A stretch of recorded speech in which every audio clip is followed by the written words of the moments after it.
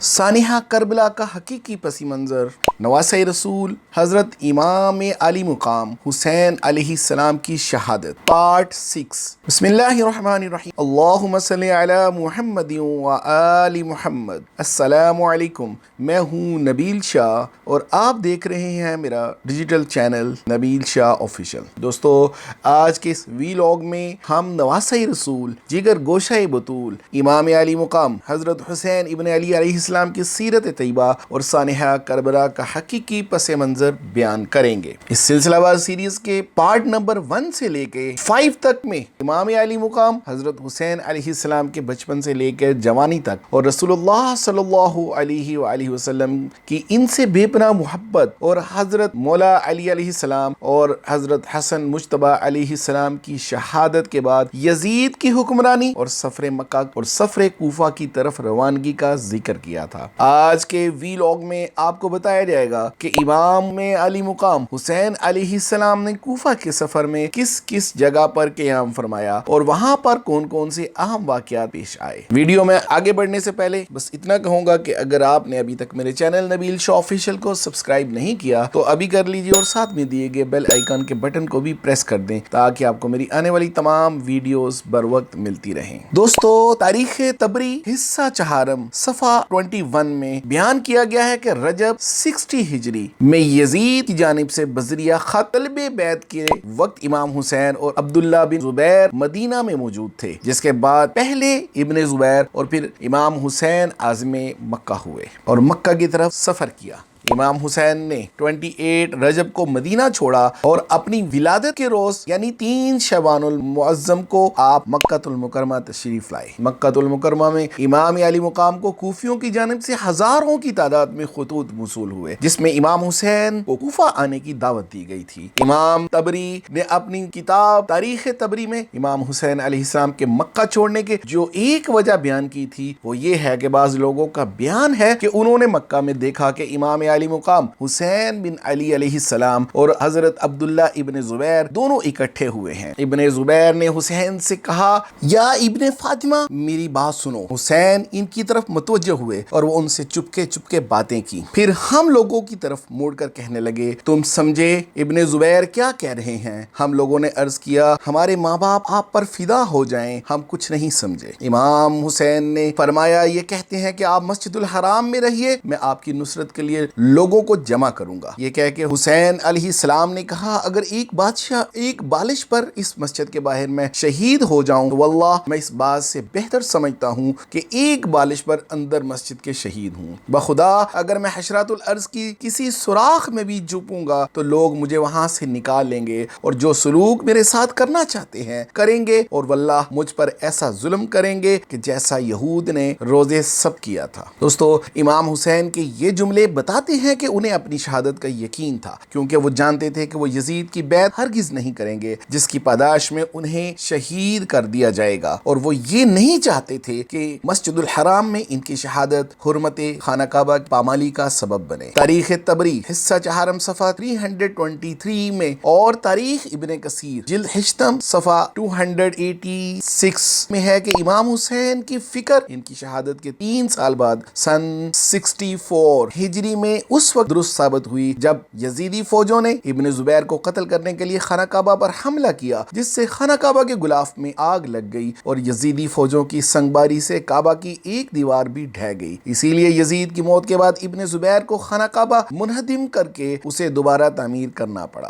तारीख तबरी सफ़ा 220 और शेख अब्बास अलकमी किताब नफ्सुल महूम सफ़ा 229 में लिखा गया है कि इमाम हुसैन ने मक्का यौमुल अरफा के दिन 9 ज़िलहज सन 60 हिजरी को छोड़ा। ऐन हज वाले दिन हज के हराम को उम्रे में बदला और कूफा की तरफ तशरीफ ले गए, क्योंकि यजीद की तरफ से इमाम अली मुकाम को यौम अरफा वाले दिन ऐन खुतबतुल हज के दौरान शहीद करने का खुफिया प्रोग्राम बनाया गया था। आपको कत्ल करने वाला ग्रोह हाजियों के बेस में यहाँ मौजूद था, लेकिन यजीदी हुकूमत में मौजूद आपके मुहिब्बान ने आप पर यह राज आश्कारा कर दिया था, जबकि इमाम किज़वीनी के मुताबिक जिस रोज आपने मक्का में عزم سفر عراق یا وہ تاریخ 8 ذی الحج سن 60 ہجری تھی. تاہم جلال الدین سیوطی نے اپنی کتاب تاریخ الخلفاء میں لکھا ہے کہ امام علی مقام حسین علیہ السلام 10 ذی الحج سن 60 ہجری یعنی 10 ذی الحج 60 ہجری کو اپنے اہل بیت کے ساتھ، جس میں مرد، عورتیں اور بچے شامل تھے، مکہ المکرمہ سے عراق کی طرف روانہ ہو گئے. لیکن 8 یا 9 ذی الحج والے دن زیادہ صحیح قول ہے، کیونکہ آپ نے حج بیت اللہ کو عمرہ میں بدلا اور دم میں جانور ذبح کر کے تشریف لے گئے. معزز دوستو، مکہ سے کربلا تک کے اس سفر کے دوران امام علی مقام حسین ابن علی نے متعدد مقامات پر قیام فرمایا. مختلف تاریخوں میں آپ کے قیام کی منازل کی تعداد میں اختلاف ہے، تاہم وہ مقامات جہاں امام حسین نے یا تو قیام فرمایا یا دوران سفر کوئی اہم واقعہ پیش آیا اور جن کے بارے میں مورخین کی اکثریت کا اتفاق ہے کہ اس کی تفصیل کچھ یوں ہے. پہلا پڑاؤ مقام ابطح. معزز دوستو، امام تبری کے مطابق امام حسین مکہ سے روانہ ہوئے تو ابھی آپ مکہ اور مینا کے درمیان ابطح نامی مقام پر ہی پہنچے تھے کہ آپ کی ملاقات یزید بن ثبیت سے ہوئی جو بصرہ کے رہنے والے تھے، اور امام حسین کی مکہ آمد کا سن کر آپ کی خدمت میں حاضر ہونے چل پڑے تھے. یزید بن ثبیت قافلہ امام حسین میں شامل ہو گئے اور روز عاشوراء اپنے 2 بیٹوں کے ہمراہ کربلا میں امام کے ساتھ شہید ہوئے. دوسرا پڑاؤ مقام تنعیم. معزز دوستو، اس کے بعد جب امام علی مقام کا قافلہ مقام تنعیم پہنچا تو یہاں آپ کا دوسرا پڑاؤ ہوا، اور اس مقام پر آپ علیہ السلام نے یمن سے آنے والے ایک قافلے سے اونٹ کرائے پر لیے. ایک روایت کے مطابق اسی مقام پر آپ کی ملاقات حضرت عبداللہ بن عمر سے بھی ہوئی، جنہوں نے آپ کو کوفہ کے سفر سے منع کیا اور کوفہ والوں کی بے وفائی کئی داستانیں سنائی. تیسرا پڑاؤ مقام صفا. دوستو، یہ وہ مقام ہے جس کے بارے میں امام تبری اپنی کتاب طبقات التبری میں صفحہ نمبر 212 میں بیان کرتے ہیں کہ یہاں آپ کی ملاقات عرب کے مشہور شاعر فرزدق بن غالب سے ہوئی، جس نے امام کے استفسار پر وہ تاریخی شعر کہا جس کا ترجمہ ہے کہ کوفہ کے عوام کے دل آپ کے ساتھ اور تلواریں بنو امیہ کے ساتھ. چوتھا پڑاؤ وادی عقیق. معزز دوستو، اس علاقے میں پانی اور سبزہ بہت تھا اور آبادیاں کثرت سے. اس منزل پر عبداللہ بن جعفر طیار کے دونوں صاحبزادے اون و محمد اپنے والد کا خط لے کر امام علی مقام حسین علیہ السلام کی خدمت میں حاضر ہوئے اور اپنے قافلے میں شمولیت کی درخواست کی، جو آپ علیہ السلام نے قبول فرمائی. پانچواں پڑاؤ وادی صفرا. دوستو، کتاب ایزان صفحہ 15 میں ہے کہ اس کے بعد امام علی مقام وادی صفرا پہنچے جو مدینہ کے قریب واقع ہے. یہاں آپ کی ملاقات مجمع بن زیاد اور عباد بن مہاجر سے ہوئی اور ان کی درخواست پر انہیں بھی اپنے قافلے میں شامل فرمایا، اور یہ دونوں اشخاص بھی کربلا میں آپ کے ساتھ شہید ہوئے. چھٹا پڑاؤ قام ذات ارق. دوستو، اس منزل پر بشر بن غالب نے جو عراق سے آ رہا تھا امام سے ملاقات کی اور آپ کو کوفیوں کے حالات سے آگاہ فرمایا. ساتواں پڑاؤ مقام حاجر یا بطن الرواں. دوستو، اس منزل پر ایک کنواں ہوا کرتا تھا. امام نے یہاں رکنے کا فیصلہ کیا اور یہاں سے ایک خط لکھ کر قیس بن مسحر کے ہاتھوں کوفہ روانہ کیا، جس میں آپ نے وہاں کے لوگوں کو اپنے کوفہ آنے کی اطلاع دی. دوستو، تاریخ ابن کثیر جلد ہشتم صفحہ 218 میں ہے قاصد امام حسین قیس بن مسحر کو قادسیہ کے قریب حسین بن نمیر بنو امیہ کے ایک جرنیل نے گرفتار کر کے گورنر کوفہ ابن زیاد کے پاس بھیج دیا. ابن زیاد نے ان سے کہا کہ میرے قصر پر چڑھ جا اور امام علی مقام حسین ابن علی کو سب و شتم کر. قیس بن مسحر نے ابن زیاد کے قصر پر چڑھ کر تاریخی الفاظ ادا کیے اور تمام کوفہ کو مخاطب کر کے کہا، اے انسانوں، حسین ابن علی دنیا کے بہترین خلق اللہ فرزند فاطمہ بنت رسول اللہ ہیں اور میں ان کا قاصد ہو کر تم لوگوں کے پاس آیا ہوں. میں نے ان کو مقام حاجر میں چھوڑا ہے، ان کی نصرت کے لیے تم سب جاؤ. یہ کہہ کر قیس نے ابن زیاد اور اس کے باپ پر لعنت بھیجنا شروع کر دی اور سب و شتم شروع کر دیا اور علی ابن طالب کے لیے بآواز بلند دعائے مغفرت کی. ابن زیاد نے جب یہ دیکھا تو سخت غصے میں آ گیا. اس حالت میں قیس کو قتل کرنے کا حکم دیا، جس بنا پر قیس بن مسحر کو قصر کی چھت سے نیچے گرا دیے گئے، جس وجہ سے وہ چور چور ہو کر شہید ہو گئے. آٹھواں پڑاؤ مقام فید. معزز دوستو، ایک مورخ قزوینی کے مطابق یہاں بھی امام حسین علیہ السلام نے قیام کیا. نواں پڑاؤ مقام اجفر. معزز دوستو، اس منزل پر صحابی رسول عبداللہ ابن متی رضی اللہ تعالیٰ عنہ نے امام علی مقام سے ملاقات. امام تبری کے مطابق ابن متی نے بھی امام علی مقام مقام کو کوفہ جانے سے منع فرمایا اور کوفیوں کو بے وفائی کا بتایا۔ 10واں پڑاؤ مقام خزیمیہ۔ معزز دوستو، یہاں کنویں اور تالاب اور درختوں کی کثرت تھی۔ امام علی مقام نے یہاں ایک دن اور ایک رات قیام فرمایا۔ 11واں پڑاؤ مقام زرود۔ معزز دوستو، یہاں امام حسین علیہ السلام نے ایک شب قیام فرمایا اور دوسری صبح سفر کرتے وقت پانی کا اضافی ذخیرہ اپنے ساتھ لیا اور سالبیہ کی طرف سفر اختیار کیا۔ حوالہ حدیث نمبر حدیث کربلا طالب جوہری صفحہ 140۔ تو دوستو، اسی منزل پر امام حسین کی ملاقات ظہیر ابن کین سے ہوئی، جو حج کے لیے اپنے قافلے کے ساتھ جا رہے تھے۔ ان کی کوشش ہوتی تھی کہ ان کا سامنا امام حسین سے نہ ہو، اس لیے سفر کے دوران امام حسین سے تھوڑے فاصلے پر رہ کر سفر کرتے رہے۔ ظہیر کے ایک ساتھی کے مطابق ایک منزل پر ایسا اتفاق ہوا، سوائے اس کے کوئی چارہ باقی نہ رہا تھا کہ ہم اور حسین وہی مقام قیام کریں۔ حسین علیہ السلام ایک طرف اترے، ہم لوگ دوسری جانب اترے۔ ہم سب کھانا کھا رہے تھے اور امام علی مقام کے پاس سے ایک پیامی آیا۔ اس نے سلام کیا،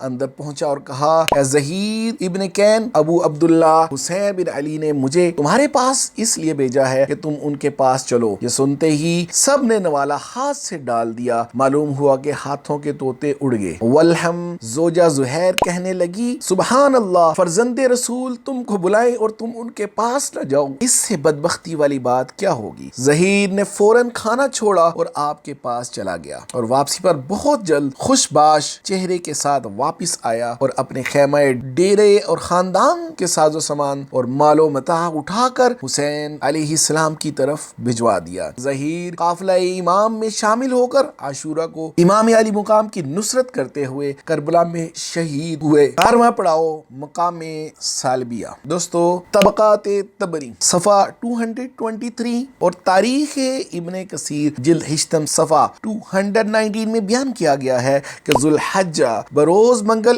امام حسین سالبیہ پہنچے، جہاں آپ کو کوفہ میں حضرت مسلم بن عقیل اور ہانی بن عروہ کی شہادت کی اطلاع ملی۔ اسی مقام پر امام علی مقام نے اپنے ساتھیوں سے فرمایا کہ تم میں سے جو جانا چاہے چلا جائے، میں نے تم سے اپنا ذمہ اٹھا لیا۔ لیکن کسی ایک شخص نے بھی آپ کا ساتھ نہیں چھوڑا اور سب کے سب یوم عاشورہ کو کربلا میں امام علی مقام کے ساتھ شہید ہو گئے۔ ایک روایت کے مطابق اسی مقام پر ایک عیسائی نوجوان وہاب بن عبداللہ کلبی اپنی ماں اور بیوی کے ہمراہ امام علی مقام کی خدمت میں حاضر ہوئے اور مشرف با اسلام ہوئے اور کربلا میں یوم عاشورہ والے دن شہید ہوئے۔ دوستو، وہاب کلبی کی والدہ پہلی خاتون تھی جو بروز عاشورہ کربلا میں شہید ہوئیں۔ ان کے سر پر شمر کے غلام رستم نے شمر کے حکم سے لٹھ مار کر انہیں شہید کیا۔ 13واں پڑاؤ مقام زبالہ یا زحالہ۔ معزز دوستو، مورخین کے مطابق اس مقام پر آپ کو اپنے رضائی بھائی عبداللہ ابن